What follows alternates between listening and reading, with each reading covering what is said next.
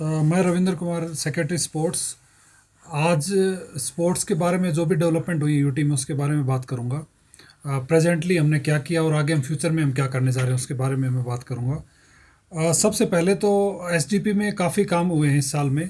जिसमें open stadium है जो एयरपोर्ट के पास में, उसमें एस्ट्रोटर्फ फुटबॉल और सिंथेटिक ट्रैक एथलेटिक्स का भी निर्माण किया गया है और उसमें हॉस्टल का काम भी किया जा रहा है। तो इसमें खेलो इंडिया की तरफ से भी हमें सपोर्ट मिला, मिनिस्ट्री ऑफ यूथ स्पोर्ट्स की तरफ से। तो ये काम अभी अगस्त 2022 में कंप्लीट हो जाएगा। इसमें सारे, चाहे वो सीटिंग एरियाज़ हों या बाकी फैसिलिटीज़ सारी कंप्लीट हो रही हैं। इसके साथ में जो स्कूल्स हैं वो एक इम्पोर्टेंट पार्ट है किसी भी स्पोर्ट्स में। तो प्राइमरी लेवल से लेके हायर सेकेंडरी लेवल तक स्पोर्ट्स की फैसिलिटीज़ क्रिएट की गई हैं। टोटल 831 स्कूल्स को टारगेट किया गया है। तो जिसमें हमारे 36 higher secondary school, 80 high school, 368 middle school और 347 प्राइमरी स्कूल, इन सभी स्कूल्स में काम, इंफ्रास्ट्रक्चर के काम शुरू किए गए हैं और उसमें 90% काम कंप्लीट हो चुके हैं। कोई 10% काम बचे हैं, वो आने वाले टाइम में कंप्लीट हो जाएंगे।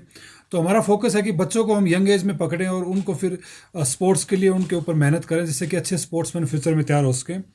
और इसके अलावा आइस हॉकी एक मेजर स्पोर्ट्स है लद्दाख में और विंटर गेम्स का भी एक इम्पोर्टेंट पार्ट है।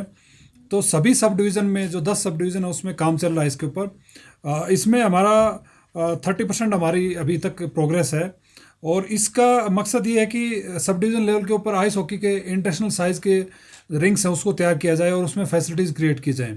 तो इसके ऊपर काम चल रहा है अभी। इसके अलावा ब्लॉक्स में भी आइस हॉकी फैसिलिटीज़ को तैयार किया जा रहा है, चाहे वो आइस हॉकी हो चाहे स्केटिंग हो। तो उसमें हमने 31 ब्लॉक्स हैं जो हमारे लद्दाख में, उसमें से 20 लोकेशन के ऊपर काम कंप्लीट हो गया है आइस हॉकी रिंग्स का और बाकी के ऊपर काम चल रहा है। तो उम्मीद है कि वो भी आने वाले 1-2 महीने में या 2-3 महीने में काम कंप्लीट हो जाएगा।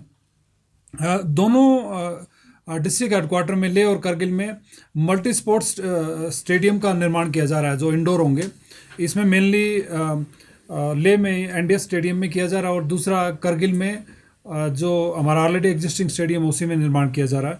तो इसका मकसद ये है कि जितने भी इंडोर स्पोर्ट्स हैं या फिर एडिशनल उससे अलाइड जो आउटडोर स्पोर्ट्स हैं उसमें लोगों को खेलने के लिए मौका मिले और हमारे स्पोर्ट्समैन है वो दिन रात प्रैक्टिस कर सकें।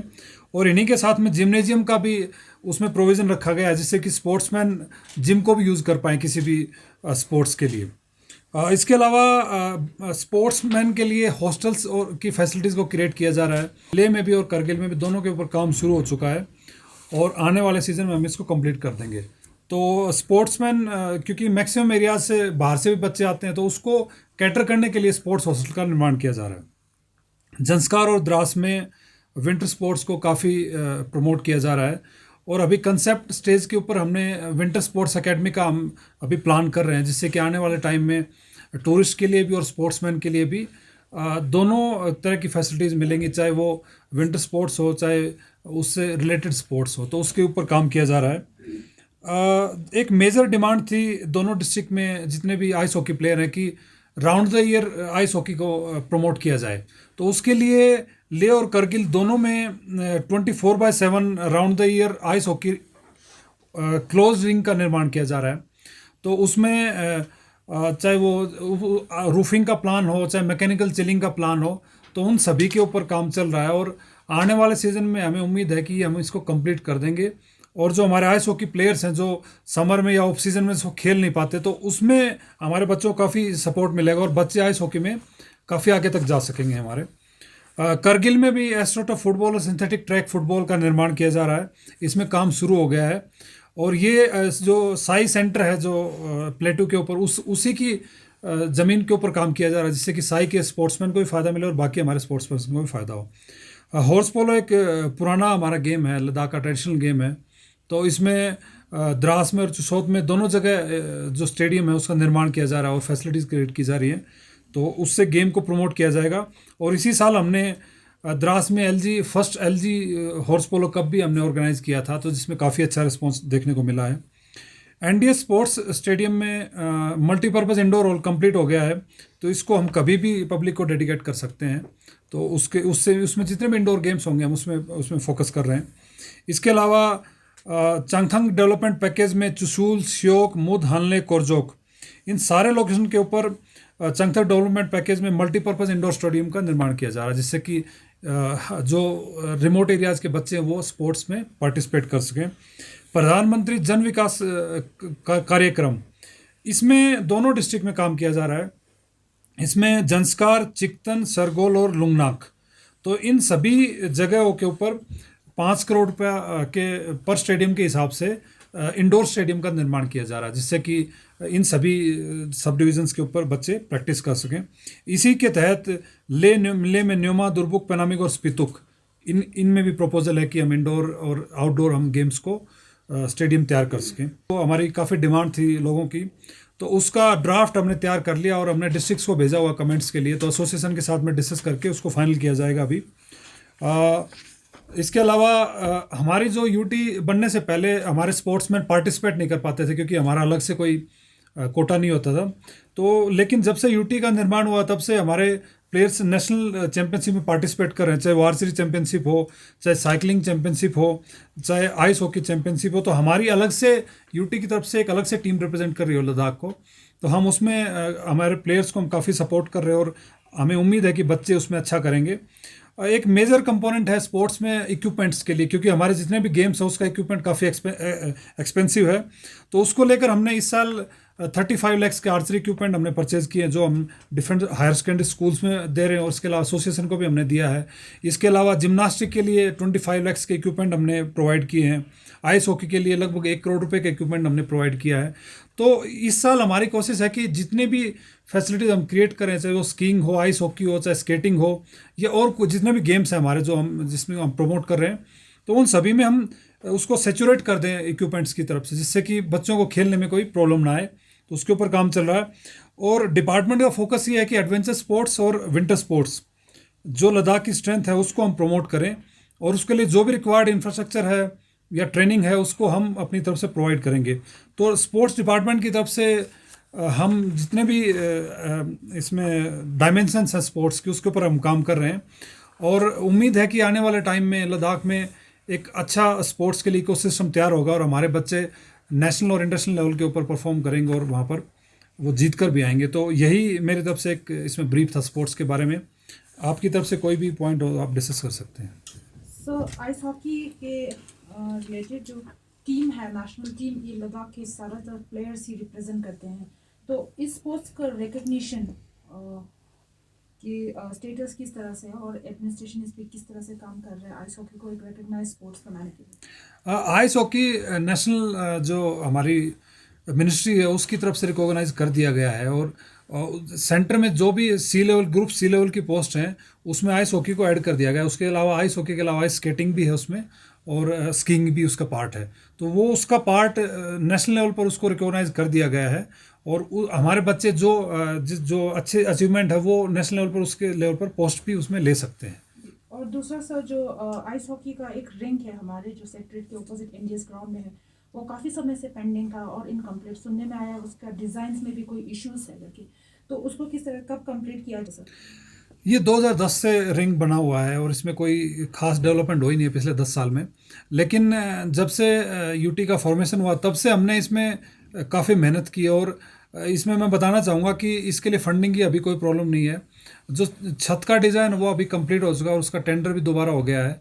उसके अलावा मैकेनिकल चिलिंग जो पूरे साल के लिए जिसमें आइस हॉकी रिंग हमें चलाना, उसका भी डिज़ाइन कंप्लीट हो गया और उसको भी हम टेंडर करने जा रहे हैं। तो उम्मीद है कि आने वाले जो 4-5 महीने हैं उसमें हमारी कोशिश है कि हम इसमें काम शुरू करके इसको अगले सीज़न तक हम बच्चों को हम इसमें मतलब डेडिकेट कर सकते हैं। सर, ऐसा कोई प्लान है कि आइस हॉकी का एक लद्दाख में एकेडमी बना जाए?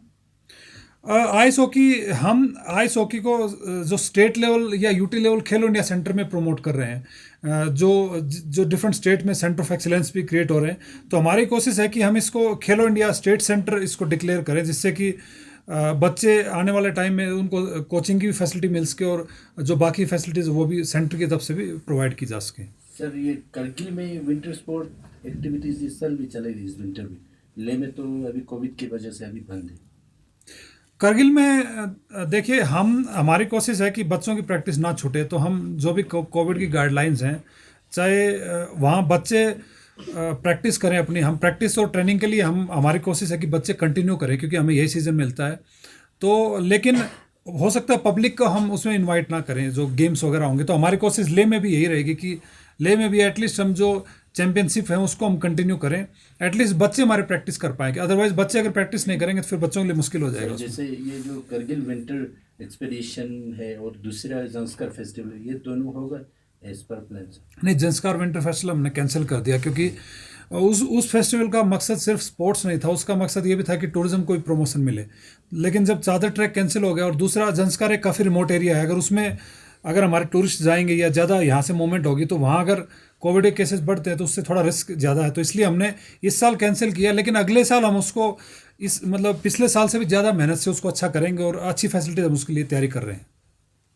सर, कुछ स्पोर्ट्स में स्टूडेंट्स या यूथ जो एक्सपर्ट्स है और टैलेंटेड है, but because of financial constraints की वजह से उसको कैरी फॉरवर्ड नहीं कर पा रहे हैं, तो उसके लिए उनको एकोमोडेट करना या उसको परस्यू करने के लिए एडमिनिस्ट्रेशन की तरफ से कोई स्पेशल स्कीम्स या प्रोग्राम्स ऐसा इंट्रोड्यूस होगा सर? हाँ बिल्कुल, हम स्पोर्ट्स काउंसिल में एक फ़ंड रख रहे हैं स्पेशल, जो खास तौर से जो हमारे प्लेयर्स अच्छा बाहर परफॉर्म करेंगे उनको एक इंसेंटिव होगा, उसमें एक प्राइज़ होगा। और उसके अलावा अगर किसी को रिक्वायरमेंट है स्पोर्ट्स को परस्यू करने के लिए तो उसमें भी एक फ़ंड क्रिएट कर। तो हमारी कोशिश ये है कि जो कोई भी स्पोर्ट्समैन हो, चाहे वो किसी भी स्पोर्ट्स को प्रमोट कर रहा हो, तो उसको सपोर्ट मिले। तो फंडिंग हम थ्रू स्पोर्ट्स काउंसिल हम एक फ़ंड क्रिएट कर रहे हैं, उसी के थ्रू हम बच्चों को सपोर्ट करेंगे। सर, इसी पे एक क्वेश्चन ऐड करते हुए, क्या यूटी एडमिनिस्ट्रेशन के पास ऐसा कोई प्लान है जिससे कि हम अपने यूथ को आइडेंटिफाई करने के साथ कि उनका कोई स्पेशल इंटरेस्ट हो? हाँ बिल्कुल बिल्कुल, ये आपने अच्छा क्वेश्चन पूछा। मेरी एसोसिएशन के साथ में मीटिंग हुई है, जो भी हमारी नई एसोसिएशन क्रिएट हुई है सभी की, तो सभी के साथ मीटिंग हुआ है। तो एक तो खेलो इंडिया में हमारे पास एक सेक्शन है कि जिसमें हम यंग टैलेंट को हम आइडेंटिफाई करके उसको हम प्रमोट कर सकते हैं। लेकिन हमारी कोशिश ये है कि हम जो एसोसिएशंस हैं उनको हम इंक्लूड करें, और क्योंकि उसमें हमारे फॉरमर प्लेयर्स भी हैं और उसमें ज़्यादा एक्सपीरियंस है उनको।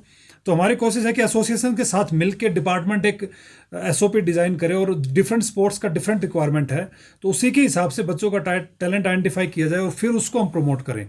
तो हमारी कोशिश यही है कि हम एक बार एसोसिएशन सारी कॉन्स्टिट्यूट हो जाएं, क्योंकि कुछ एसोसिएशन हमारी बन गई हैं, कुछ हमारे अंडर प्रोसेस हैं। तो हमारा जैसे ही ये कंप्लीट होगा तो हम डिपार्टमेंट के साथ मिलके एसोसिएशन को हम सपोर्ट करेंगे। तो एसोसिएशन अपने लेवल पे बच्चों को आइडेंटिफाई करे कि ये हमारे अच्छे प्लेयर, तो उसको हम सपोर्ट करेंगे अभी।